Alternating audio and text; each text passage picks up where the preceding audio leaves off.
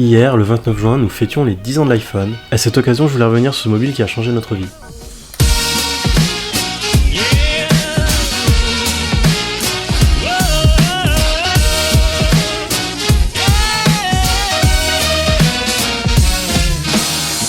Avant la sortie de l'iPhone, nous avions déjà des téléphones portables, des téléphones mobiles, nous avions même des smartphones. Apple n'a donc pas inventé le téléphone ni le téléphone intelligent, il l'a par contre révolutionné. Je sais pas si vous vous souvenez, mais à l'époque on avait des choses un peu comme ça, c'est un assistant personnel, vous voyez un PDA, de la marque Compaq, un iPac. À l'époque on utilisait ce genre d'assistant personnel avec un stylet. Utiliser ce genre d'appareil sans stylet était impossible, vraiment inutilisable. On était obligé vraiment de pointer précisément avec le stylet et c'était insupportable. Mais à l'époque, ça fonctionnait très bien, on était très content avec. À l'époque, on a aussi eu le droit à quelques initiatives un peu farfelues, comme ce Samsung, vous voyez, avec une face téléphone et une face avec un écran qui n'était pas tactile d'ailleurs de mémoire, il y avait un petit pavé en dessous qui permettait de contrôler l'affichage au-dessus. On a eu les téléphones à clapet, on a eu vraiment beaucoup de choses. Et depuis l'iPhone, étrangement, on a des téléphones qui ressemblent à un iPhone. Vous voyez, si je prends ces deux téléphones, j'ai un iPhone d'un côté et un Android de l'autre, un Nexus 5X. Alors l'arrivée de l'iPhone a changé énormément de choses, et notamment pour moi, qui fait du design d'interface. Pour commencer, une des choses qui était vraiment révolutionnaire à l'époque, c'était de pouvoir avoir un forfait internet illimité sur son mobile. À l'époque, Apple avait imposé aux opérateurs, qui étaient les seuls d'ailleurs à pouvoir vendre l'iPhone, de proposer un forfait de data illimité. Avant l'iPhone, on devait compter le nombre de SMS que l'on envoyait, la durée de nos appels, et surtout la consommation internet. Tout était vraiment très bridé et au final le téléphone était un peu une contrainte. L'arrivée de ce forfait illimité a permis d'avoir aussi un internet qui est devenu illimité, c'est-à-dire qu'on a pu avoir accès désormais à ses mails sur son mobile, chose qu'on faisait très peu avant, parce que ça consommait beaucoup de data. Et on a aussi pu voir apparaître un web qui était navigable sur mobile, alors qu'avant on avait besoin d'un stylet et que l'on avait défini des formats comme le WAP, pour avoir un internet qui soit très allégé et moins gourmand en data. Avec le forfait illimité, on a pu avoir un web qui était sans limite. Et ça a fait du coup émerger de nouvelles façons de créer le web. C'est-à-dire qu'avant on créait le web pour le desktop et quand on voulait faire du mobile, on passait sur des technologies comme je vous disais comme le WAP. Désormais lorsque l'on crée un site internet, on le pense et pour le desktop, et pour les tablettes, et pour le mobile, de façon donc responsive. Cette notion de responsive a donc été introduite par l'iPhone et est aujourd'hui devenue un standard. Ensuite, ce qui a changé, c'est l'écran. Avant, alors qu'il fallait un stylet comme je vous ai montré, désormais, le doigt suffit et ça fonctionne très bien. C'est très fluide, le doigt est bien reconnu et surtout Apple a créé des technologies qui permettent d'encore mieux détecter le doigt, qui reste quand même un gros pointeur. Avec cet écran, du coup, qui est devenu tactile avec le doigt, Apple a introduit le multitouch. Ça aussi c'était une grosse nouveauté, c'est-à-dire qu'avant, lorsqu'on avait un seul stylet, on devait faire une seule tâche à la fois. Aujourd'hui, avec nos doigts, nous pouvons faire plein de choses. On peut zoomer, on peut scroller, il y a plein d'interactions qui sont possibles, et l'écran est vraiment très réactif. Toutes ces choses nous paraissent normales aujourd'hui, mais il y a 10 ans, ça n'existait pas. C'était vraiment une galère de pouvoir zoomer sur des photos, de pouvoir naviguer dans une page web. Tout est devenu très agréable depuis. Depuis 10 ans, du coup, beaucoup de choses ont évolué, à commencer par des marques qui ont disparu. Je sais pas si vous vous souvenez, on avait le Palm qui était très populaire, l'assistant personnel qui était très populaire. Palm s'est essayé ensuite sur le mobile, en copiant un petit peu l'iPhone. Palm avait créé son propre OS qui s'appelait WebOS à l'époque, qui était un OS très intéressant puisqu'on pouvait développer dessus avec simplement du HTML, CSS et JavaScript. Palm avait choisi cette option afin de créer un écosystème d'applications très rapidement sur son OS.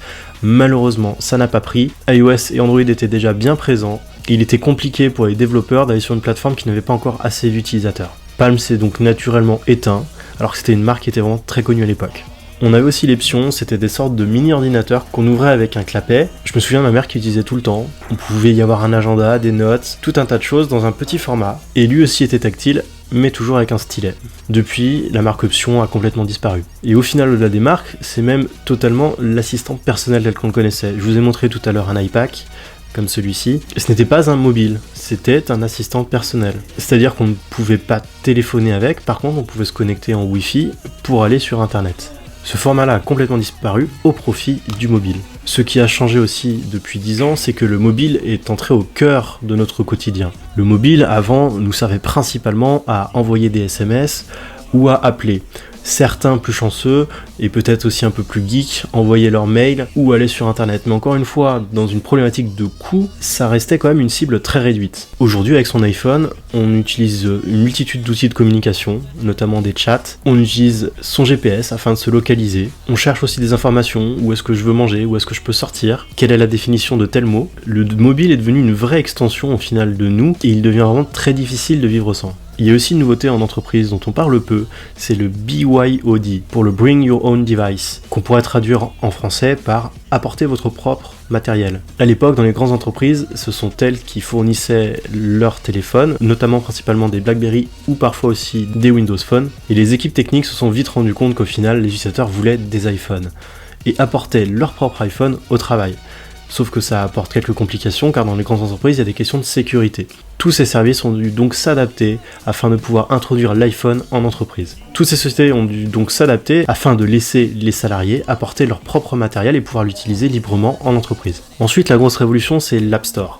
Quand l'iPhone est sorti, nous avions une liste de quelques applications, une dizaine, les notes, Internet, les mails, l'appareil photo, voilà, ce genre de choses. Un an après, Apple annonce l'App Store. L'App Store a révolutionné énormément de choses puisqu'il a fait que le mobile est devenu au final indispensable. Avec son mobile, on ne peut tout faire. L'App Store a permis à Apple d'étendre les capacités de son mobile, puisque développer une app prend beaucoup de temps, c'est très coûteux, il faut des gens, il faut des développeurs, des designers, de la communication, etc. En ouvrant son OS aux développeurs, Apple a échappé à tous ces coûts et a surtout permis une créativité sans limite. Par la même occasion, on a vu émerger du coup de nouveaux métiers ou des métiers qui se sont transformés, et notamment le mien. Je suis passé de web designer à designer d'interface.